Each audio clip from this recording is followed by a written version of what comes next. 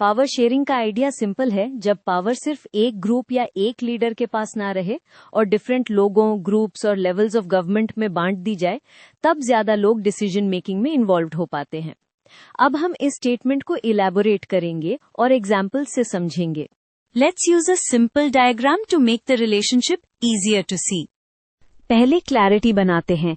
Power sharing का मतलब होता है पॉलिटिकल पावर को डिफरेंट ऑर्गन्स, डिफरेंट लेवल्स और डिफरेंट सोशल ग्रुप्स के बीच शेयर करना। इसका गोल ये होता है कि गवर्नमेंट सिर्फ रूल ओवर ना करे, बल्कि rule with citizens in groups करे। इसी से पार्टिसिपेशन नेचुरली बढ़ जाती है। अब सोचो, पार्टिसिपेशन बढ़ती कैसे है? सबसे पहला रीजन इंक्लूजन। जब माइनॉरिटीज, रीजन्स या डिफरेंट कम्युनिटीज को रियल शेयर मिलता है तो उनकी आवाज पॉलिसी में आती है। लोग फील करते हैं कि गवर्नमेंट उनकी भी है, सिर्फ किसी और की नहीं। सेकेंड रीजन, कॉन्फ्लिक्ट कम होता है। अगर पावर एक ही ग्रुप के पास हो तो बाकी ग्रुप्स इनसिक्योर फील करते हैं, प्रोटेस्ट और टेंशन बढ़ता है। पावर शेयरिंग से ट्रस्ट बिल्ड होता है और लोग डेमोक्रेटिक प्रोसेस में पार्टिसिपेट करके प्रॉब्लम सॉल्व करना प्रेफर करते हैं। थर्ड रीजन, अकाउंटेबिलिटी और चेक्स। जब पावर मल्टीपल इंस्टीट्यूशंस में स्प्लिट होती है तो डिसीजंस पर डिबेट होता है, स्क्रूटिनी होती है।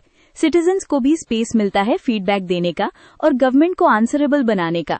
पार्टिसिपेशन का मतलब सिर्फ वोटिंग नहीं, बल्कि पब्लिक डिस्कशन और मॉनिटरिंग भी होती है।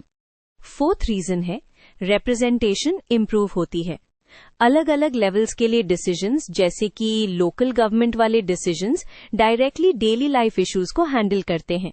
जब डिसीजंस घर के पास बनते हैं, लोगों के लिए पार्टिसिपेट करना इजी हो जाता है, क्योंकि इश्यूज रिलेटेबल और इमीडिएट होते हैं। अब एग्जाम्पल से इसको सॉलिड करते हैं। बेल्जियम का एग्जाम्पल फेमस है। वहां डिफरेंट लैंग्वेज कम्युनिटीज थी और टेंशन थी। पावर शेयरिंग अरेंजमेंट्स के थ्रू कम्युनिटीज को शेयर मिला और कंट्री स्टेबल रही। लेसन ये है कि जब ग्रुप्स को डिसीजन मेकिंग में जेन्युइन प्लेस मिलता है, पार्टिसिपेशन और कोऑपरेशन दोनों बढ़ते हैं। इंडिया में भी पावर शेयरिंग का स्ट्रांग मॉडल है, स्पेशली फेडरलिज्म। सेंटर और स्टेट्स के बीच पावर्स डिवाइडेड है और लोकल सेल्फ गवर्नमेंट के थ्रू पंचायत्स और म्यूनिसिपैलिटीज को पावर्स मिलती हैं।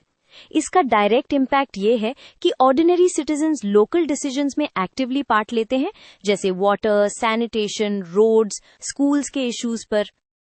इंडिया का एक और क्लियर एग्जाम्पल रिजर्वेशन है, स्पेशली लोकल बॉडीज में विमेन और मार्जिनलाइज्ड ग्रुप्स के लिए। जब आप सीट्स रिजर्व करते हो तो पार्टिसिपेशन सिंबॉलिक नहीं रहता, रियल रिप्रेजेंटेशन बन जाता है। ज्यादा लोग लीडरशिप रोल्स में आते हैं और पॉलिसी प्रायोरिटीज भी ब्रॉडन होती है। कोalition गवर्नमेंट्स भी एक प्रैक्टिकल एग्जाम्पल है। जब एक पार्टी के पास फुल मेजॉरिटी नहीं होती तो अलायंसेस बनते हैं।